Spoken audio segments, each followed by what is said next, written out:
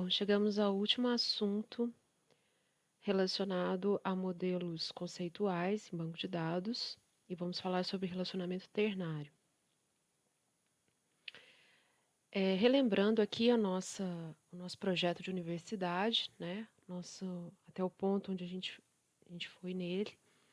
Nós temos um modelo dessa forma aqui, né? Nós temos aqui o professor locado em departamento, leciona a disciplina, o estudante se matricula em disciplina, a disciplina é oferecida pelo departamento, o professor pode ter avaliações. Bom, agora suponha que nós temos aqui um novo requisito para o projeto universidade. A gente precisa cadastrar os livros-texto utilizados nas disciplinas para fins de controle da biblioteca. Então, para cada livro-texto, a gente precisa armazenar o ISBN do livro, identificador, a lista de autores, título e editora.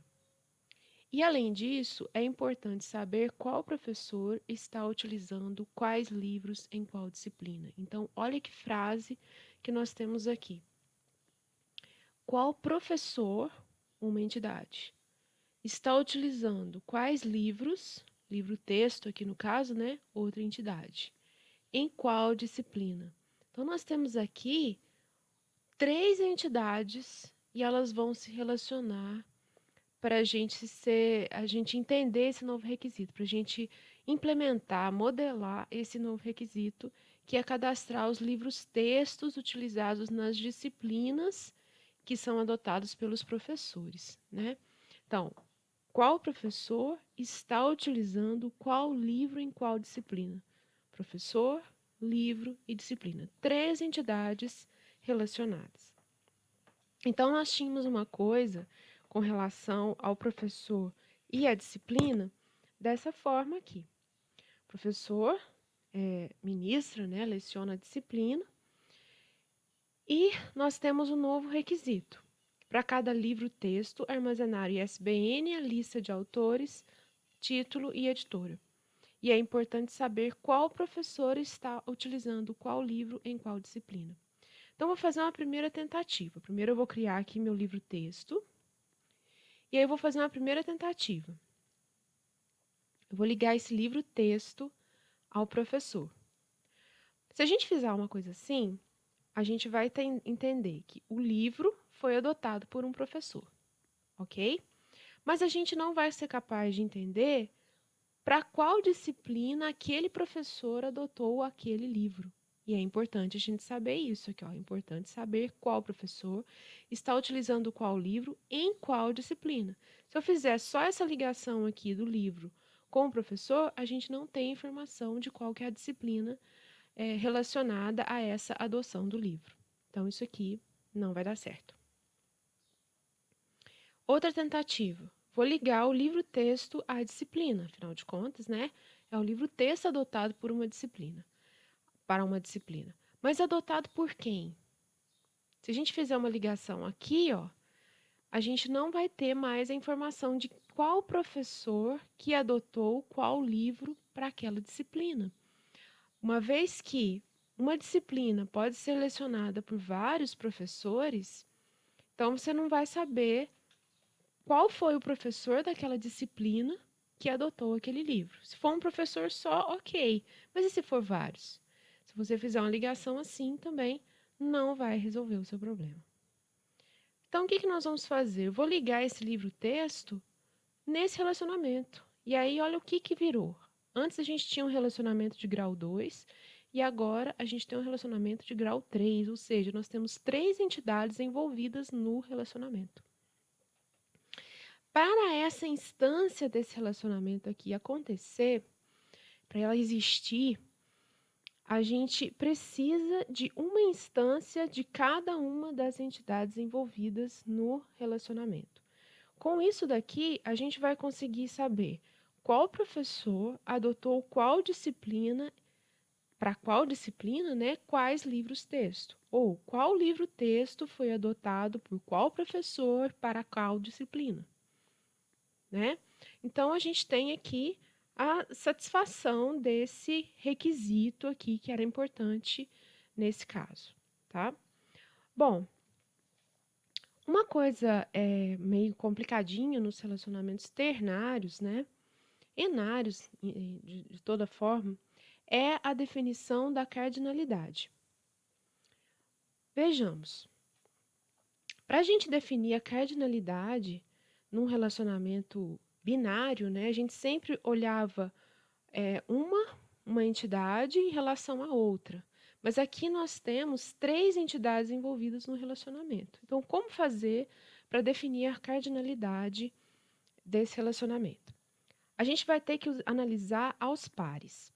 Por exemplo, vou isolar a entidade professor, ou seja, vou olhar esse contexto aqui. Ó. O livro-texto foi adotado para uma disciplina por quantos professores? Pode ser por um professor, pode ser por N professores. Certo? Por exemplo, o livro X foi adotado para a disciplina Banco de Dados pelo professor A e pelo professor B, que são os 2 professores dessa disciplina, né? Vamos supor que tinham 3 professores nessa disciplina, professor A, B e C. O professor A e o professor B adotaram o livro X, mas o professor C não, né? Então, eu tenho N professores que adotaram um certo livro para uma determinada disciplina, tá? Então, isolei o professor e defini a cardinalidade dele nesse relacionamento. Olhei para essas outras 2 entidades aqui juntas.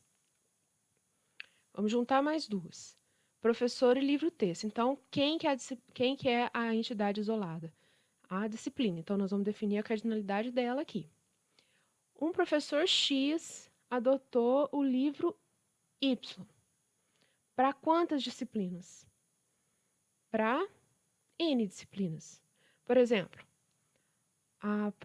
eu leciono a disciplina Programação 2 e a disciplina Laboratório de Programação 2. E eu adotei o mesmo livro para 2 disciplinas, para N disciplinas. Certo? Então, o professor X adotou o livro Y para N disciplinas. Isolamos agora o livro-texto. Um professor, para uma determinada disciplina, pode adotar quantos livros? N livros. Esse é bem fácil, né? Ok, então a gente precisa sempre isolar uma entidade em relação às outras 2 para a gente definir a cardinalidade, tá? Aqui também vale a questão das restrições de participação parcial ou total. Vou explicar daqui a pouquinho. Então, o nosso modelo ficou dessa forma. Então, olha só. A questão do parcial ou total fica mais claro quando a gente olha aqui, né, o nosso todo. Precisei fazer algumas adaptações aqui no desenho para caber. E aí, olha, nesse relacionamento do professor, disciplina e livro-texto, somente a disciplina aqui, ela participa totalmente desse relacionamento. Por quê? Porque toda disciplina, ela tem que ter professor e ela tem que ter livro-texto. Toda disciplina tem que ter isso. Agora, nem todo professor cadastrado nesse banco está lecionando alguma disciplina. Né? Se ele está lecionando alguma disciplina, ele vai ter algum livro-texto adotado, sim. Mas nem todo professor leciona uma disciplina. Pode ser que ele esteja afastado, alguma coisa assim. E nem todo livro lá da biblioteca, nem todo livro-texto, né, dali da biblioteca está sendo adotado por algum professor para alguma disciplina naquele instante. Então, relacionamento parcial aqui também. Aqui as cardinalidades e ficou assim o nosso desenho.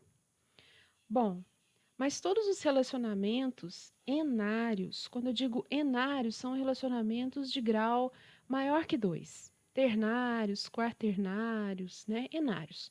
Eles realmente são mais difíceis de trabalhar, tá? Então, será que existe uma outra maneira de representar esse requisito que nós estamos trabalhando aqui no exemplo? Sim, nós temos uma outra maneira de representar esse requisito. E essa é uma das grandes vantagens do modelo entidade-relacionamento, permitir mais de uma representação para aquele mesmo conjunto de requisitos. Então, como que seria essa representação? Para cada disciplina oferecida, nós temos um ou N professores. Então, para cada disciplina, aqui eu estou colocando uma oferta, né? Veja que eu criei uma entidade a mais aqui. Então, antes a gente tinha um relacionamento ligando 3 entidades, e agora nós temos uma nova entidade e 3 relacionamentos, ligando essa nova entidade às entidades participantes daquele antigo relacionamento, né? Então, aqui eu criei aqui uma entidade que seria, sei lá, a oferta da disciplina, o semestre, a turma, algo assim, dependendo do contexto onde está inserida essa situação aqui, né? Então, nós temos um ou N professores e cada professor adota um ou N livro-textos, né? Os livros-textos podem ser adotados por professores diferentes e para disciplinas diferentes, tá? Bom, nesse caso aqui, aí as cardinalidades ficaram como? Essa instância aqui, ó, né? Essa instância aqui, ela teria que ter a participação, né, obrigatória de professor, disciplina e livro-texto para ela poder existir, né? Que era aquela condição de existência daquele relacionamento ternário, né? Então, ela precisa ter um professor, uma instância daqui, precisa ter um professor, a disciplina e o livro-texto, né? Cada instância, uma instância tem uma disciplina, um livro-texto, um professor. E um professor pode estar em N instâncias dessa, um livro-texto pode estar em N instâncias e essa disciplina pode estar em N instâncias. Mas vejamos, qual é a condição de existência dessa oferta de uma disciplina lecionada por aquele professor X lá, com os livros, textos, tal e tal e tal? Qual é a condição de existência dessa coisa? Eu preciso que tenha um professor, uma disciplina e um livro-texto. Preciso que exista, né? Então, quando a gente fala de condição de existência, a gente está falando de quê? Que para uma instância dessa entidade aqui existir, ele precisa da existência de outra entidade. Ou nesse caso aqui, ele precisa da existência de 3 entidades, de instâncias de 3 entidades. Então, nós temos aqui uma entidade fraca, certo? Nós já tínhamos aqui a participação total, né, nesses relacionamentos aqui, mas aqui nós temos uma característica básica, né, da entidade fraca. Ela precisa da existência de outra, nesse caso aqui, de outras entidades, para essa instância aqui dela existir. Tá? Por exemplo, a oferta da disciplina naquele semestre, né, por aquele professor, com aqueles livros, ela precisa da existência, nesse caso aqui, as entidades proprietárias serão professor, disciplina e livro-texto. Certo? Então, aqui, a representação dessa outra forma que nós temos aqui, tá? Usando essa entidade fraca aqui e outros relacionamentos. Geralmente, a gente prefere, né? Tô falando uma preferência pessoal, né? Prefere essa representação aqui. Dependendo do caso, fica mais claro o entendimento conceitual quando você utiliza um relacionamento ternário. Mas aí vai de cada um. Se você entende melhor naquela situação que você está analisando, se você entende melhor um relacionamento ternário, fica com ele. Se você entende melhor esse relacionamento aqui, criando uma entidade fraca e ligando as entidades envolvidas, fica com ele, tá? Depende do seu entendimento e do seu do seu jogo de cintura ali para lidar com cada uma das situações, do que o seu problema está precisando mais, o que ele vai ser mais bem representado, tá? Apesar de que as duas coisas, o significado é exatamente o mesmo. Outro exemplo. Suponhamos aqui que nós temos uma peça fornecida por um fornecedor para um determinado projeto. Então, nós temos aqui um relacionamento fornece ternário. E aqui você pode ter um atributo desse relacionamento também. Assim como outros relacionamentos, você pode ter atributo do relacionamento. Bom, então voltando. Para a instância do relacionamento ternário existir, ela precisa de uma instância de cada entidade envolvida no relacionamento. Ou seja, esse relacionamento fornece necessariamente, conecta um lote, né, um número de peça, um lote, o número do lote aqui daquele fornecedor para aquele determinado projeto. Mas por que que a gente precisa de um de cada? Por que que esse relacionamento aqui tem que ser ternário aqui para esse determinado caso? Se um computador, suponha que o computador é uma peça, é um componente lá, uma peça do meu projeto. Se o meu computador, ele para de funcionar, ele estraga, e ele estava ali sendo usado pelo meu projeto X ali, como que eu devo proceder? Eu preciso verificar qual que foi o lote, ou seja, o número da peça, né?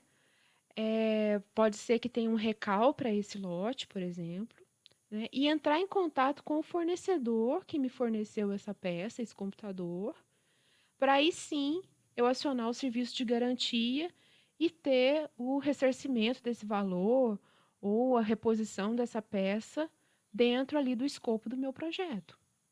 Certo? Então, as três coisas estão ligadas, porque às vezes você vai ter aqui um centro de custo do seu projeto nessa empresa, por exemplo.